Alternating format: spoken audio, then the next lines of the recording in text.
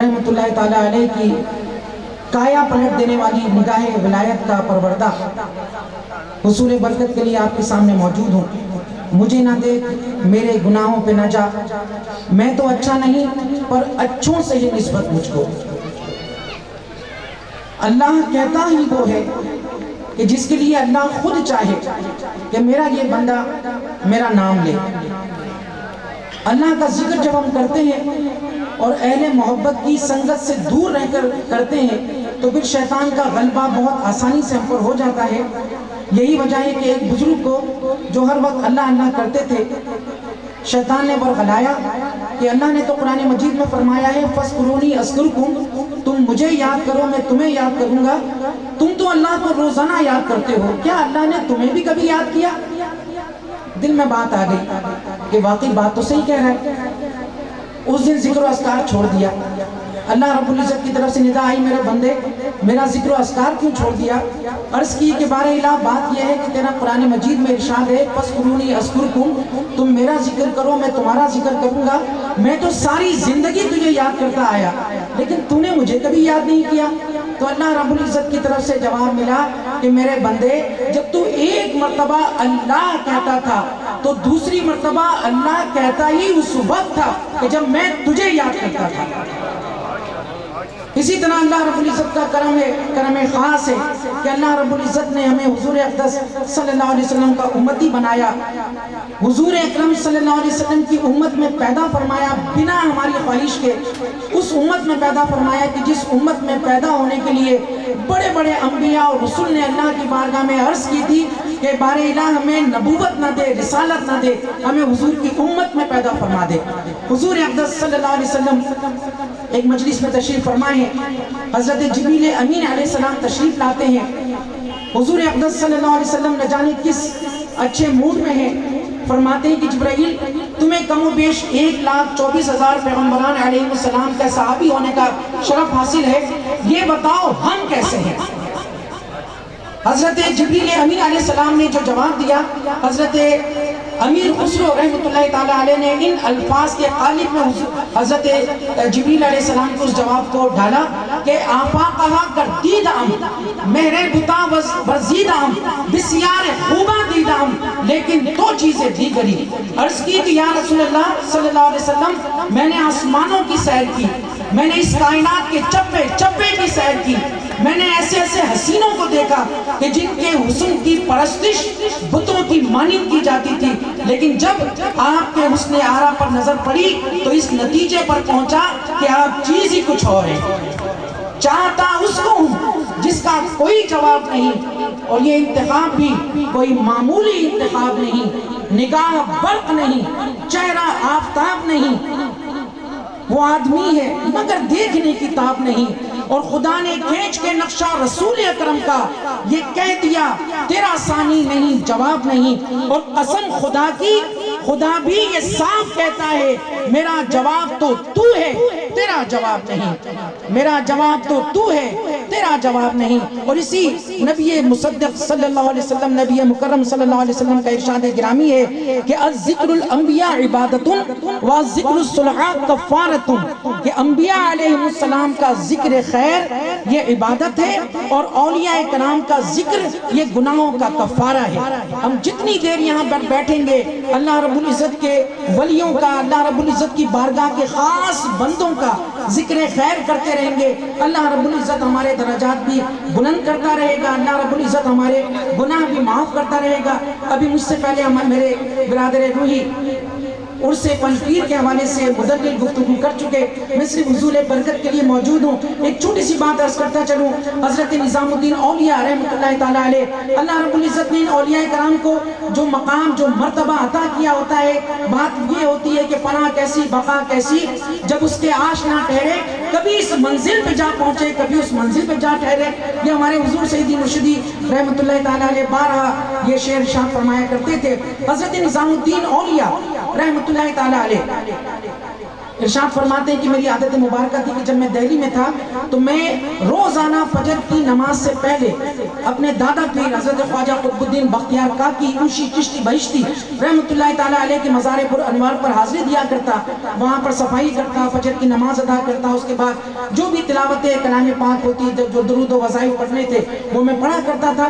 ایک دن فرماتے ہیں کہ اچانک میرے ذہن میں یہ بات آ گئی کہ میں تو روزانہ اپنے دادا پیر کے حضور حاضر ہوتا ہوں، پتہ نہیں میرے دادا پیر کو میری خبر ہوتی بھی نہیں ہوتی۔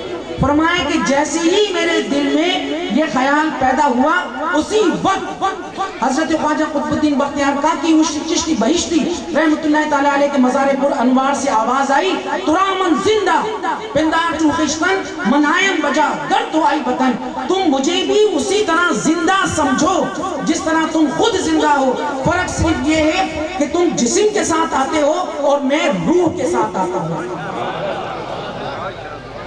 یہ باتیں صرف اس وقت سمجھ میں آتی ہیں کہ جب ہم اولیاء کرام کی صحبت میں بیٹھیں اور ان کی دل میں ہمارے محبت ہو، جب دل میں محبت کے بھانبڑ جل رہے ہوں تو پھر یہ باتیں سمجھ میں آتی ہیں۔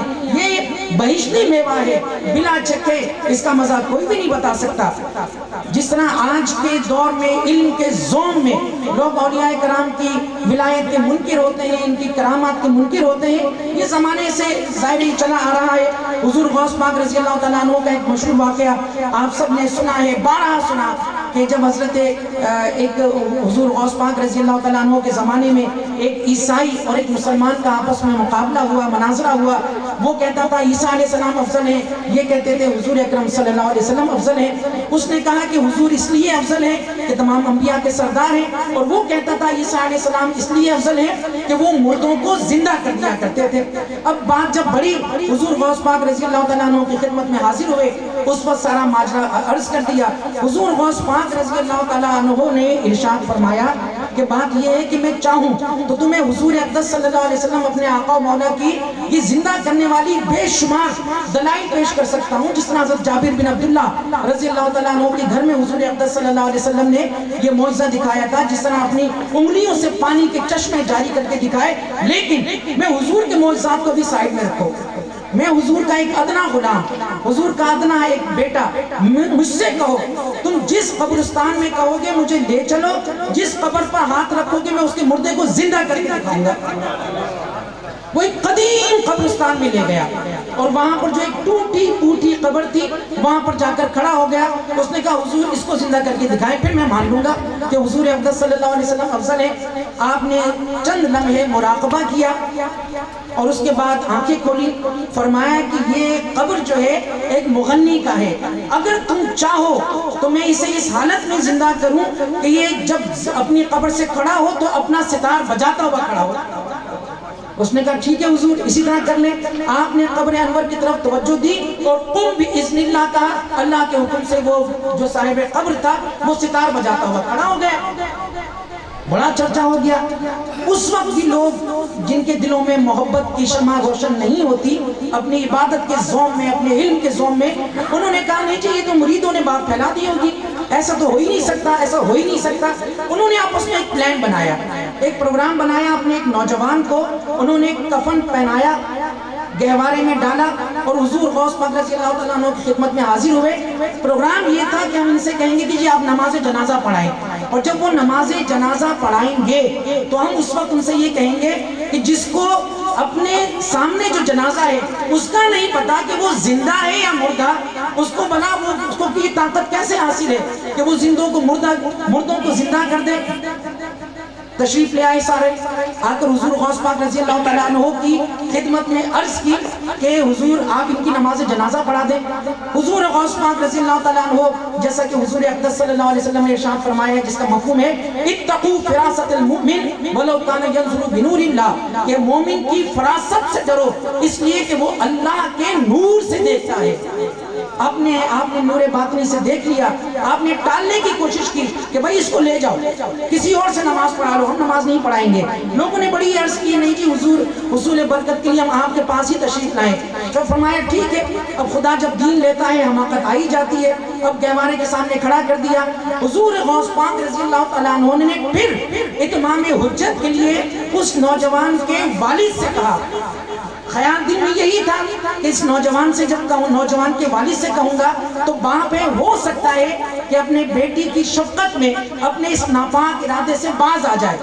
فرمایا کہ کیا میں تیرے نوجوان بیٹی کی نماز جنازہ پڑھا دوں؟ فرمایا ہاں جی پڑھا دے. پھر پوچھا کہ تیرے بیٹی کی نماز جنازہ پڑھا دوں؟ اس نے کہا جی حضور پڑھا دے. جب تیسری مرتبہ پوچھا تو اس نوجوان کے والد نے بڑے غصے سے جھنجھلاہٹ والے انداز سے کہا کہ حضور میں آپ سے بار بار کہہ رہا ہوں کہ نماز پڑھا دیں, آپ پڑھائیں. فرمایا کہ ٹھیک ہے. اللہ اکبر کہہ کر جب نماز جنازہ شروع کی, اب چونکہ پروگرام یہ تھا کہ جیسے ہی نماز جنازہ شروع ہوگی وہ نوجوان ہنستا ہوا کھڑا ہوگا اور ہم سب مذاق اڑائیں گے کہ دیکھو کیسے جاہل مرید ہیں کہ جو اپنے پیر کے لیے ایسی باتیں مشہور کر دیتے ہیں. اب 4 تکبیریں ہو گئیں. جب سلام پھرا تو اس نوجوان میں ذرا سی بھی جنبش نہیں تھی. وہ نوجوان کا باپ سب پڑا گیا, باپ تھا نا, فوراً بھاگ کے آگے بڑھا. اب جب اس نے کفن ہٹایا تو دیکھا اس کے بیٹی کی روح قبض سے انصری سے پرواز کر چکی ہے. حضور غوث پاک رضی اللہ تعالیٰ عنہ نے ارشاد فرمایا کہ اس نوجوان کی جنازے کی نماز عبد القادر نے پڑھا دی ہے, اب یہ قیامت سے پہلے زندہ نہیں ہو سکتا. یہ باتیں صرف اس پر سمجھ میں آتی ہیں کہ جب دلوں میں ہماری محبت کے بھانبڑ چل رہے ہوں, اور اس کا طریقہ صرف ایک ہی ہے, اور وہ بھی طریقہ حضرت مولانا روم رحمۃ اللہ تعالیٰ علیہ نے اپنی مثنوی میں ہمیں ارشاد فرما دیا, ہمیں سکھلا دیا کہ ایک چونٹی تھی, اس کے دل میں خانہ کعبہ کی زیارت کا شرف حاصل کرنے کا شوق پیدا ہوا, لیکن اب وہ چونٹی ہے, معمولی ہے, حقیر ہے. اب وہ خانہ کعبہ جائے کیسے؟ راستے میں کھائیاں ہیں, پہاڑ ہیں, دریا ہیں, سمندر ہیں. وہیں پر کچھ کبوتر تھے جو حرم شریف کے کبوتر تھے. کسی نے اس چونٹی کو یہ مشورہ دیا کہ چونٹی تو بڑی حقیر ہے, تو اتنی دور نہیں جا سکے گی, لیکن یہ حرم شریف کے کبوتر ہیں, اگر تو بھی حرم شریف تک جانا چاہتی ہے تو ایک کام کر کہ ان کبوتروں کے قدموں سے لپٹ جا. تیرے لیے حرم شریف پہنچنا شاید ناممکن ہو, لیکن ان کی ایک اڑان تجھے حرم شریف میں پہنچا دے گی.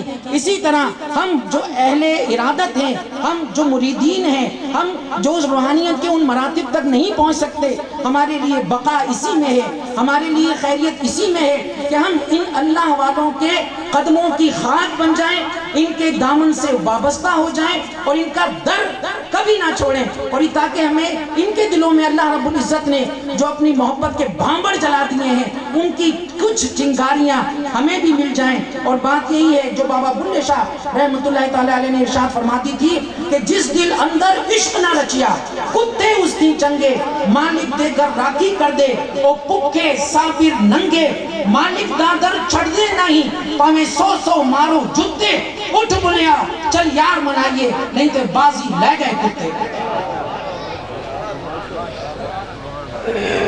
ماشاءاللہ. محمد عرفان رحمانی ناز شریف کے لیے تشریف.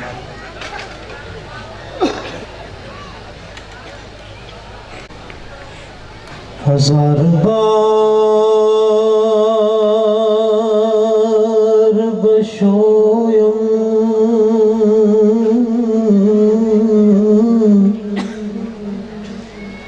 دہن ز مشک و گلاب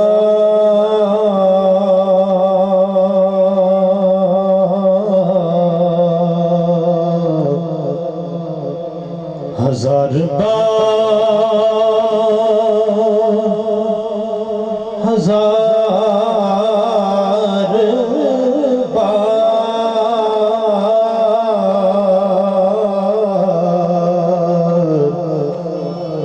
ہزار بار بشویم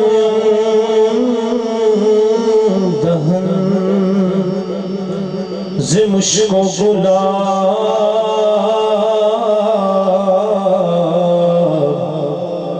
ہنوز نام تو گفتن کمال بے ادبی صلی اللہ علیہ